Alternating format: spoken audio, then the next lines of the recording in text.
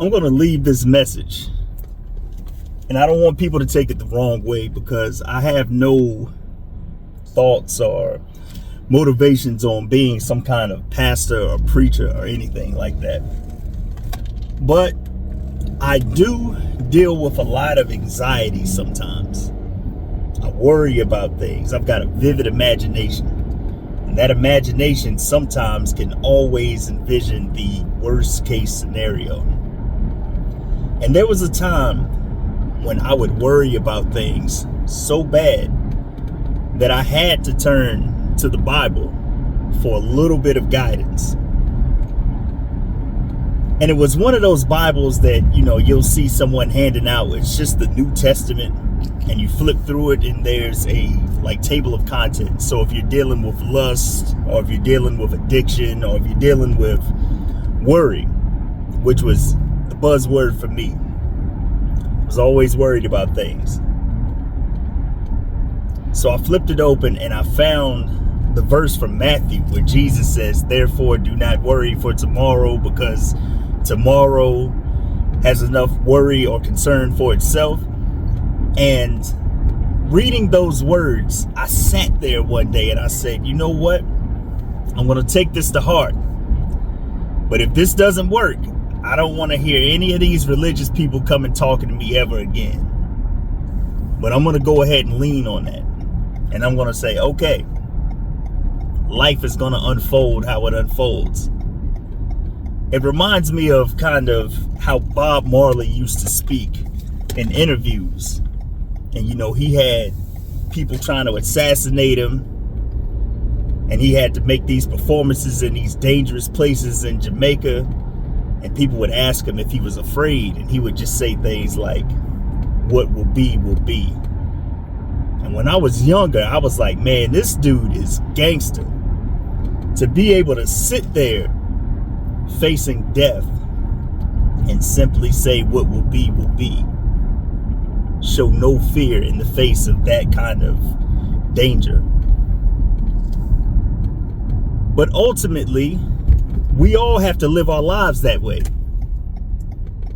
Because at the end of the day, let's say the worst case scenario happens to you that you could ever imagine in your mind.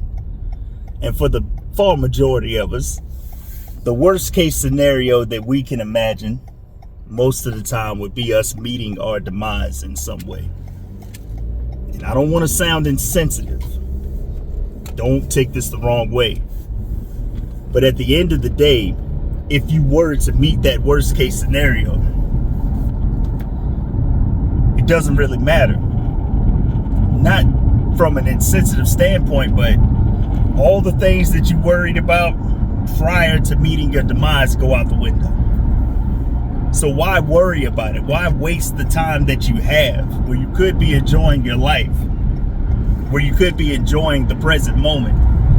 Why waste your time worried about something that may never come? And even if it does come, 9 times out of 10, you'll survive it. Not only will you survive it, but it won't be as bad as you thought. I'll use a personal example from my own life, where earlier this year, I spent the entire year worried about my semi-truck breaking down. It's broken down, had some pretty catastrophic mechanical issues that cost me a lot of money. And it got to the point where I spent 6 or 7 months almost daily worried about whether this thing was going to do it again. And I would sit there with knots in my stomach, cold sweats, thoughts that interrupted my sleep. And eventually, the thing that I feared came upon me anyway, right? And so after it happened, of course, I went through all the phases of grief. But then there was a release where I realized that, you know what? This was going to happen anyway. And instead of me enjoying the time that I had doing what I love to do in that moment, I spent all that time worried about how everything was going to turn out. I wasted months. Technically, I wasted years worried about something that may or may not happen. And even if it does happen, it's not the end of the world. I'm not making this message to minimize anybody else's struggle, because I do understand that we all deal with grief, we all deal with stress in different ways. For me, my mind is almost like an athlete. My mind is geared, it's wired to move on to the next play. There's no crying over spilt milk, as they say.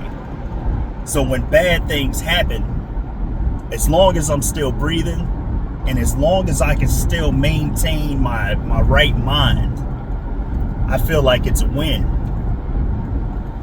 Now, the rest of the world may look at it and say, yeah, you took an L on that one. And that's okay. You know, again, based on how I'm wired, sometimes I go out on a limb on purpose, knowing that the odds are against me, just so I can take that L and realize that taking an L is not as bad as it seems. The majority of us are wired or are conditioned, programmed to avoid taking L's because of some kind of perceived embarrassment that we may receive from the people around us, some kind of backlash. You may think that people will have one up on you. They'll be able to make fun of you for you going out and trying and not achieving your end goal. But really, there's no failure and there's no loss for a man or a woman who's still willing to get up and fight some more. We only learn lessons. And sometimes the lessons are more valuable than anything else. Right now, what I thought would have been a catastrophic situation has actually turned into a blessing in disguise. And I'm grateful to have gone through it, because when I really want to sit down and unfold this story, when I really want to reveal this story of what happened, I really think that it could be valuable. It could be a valuable tool that other people can learn from.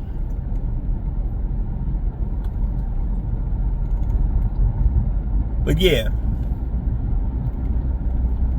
the overall theme of this message is just to hopefully encourage you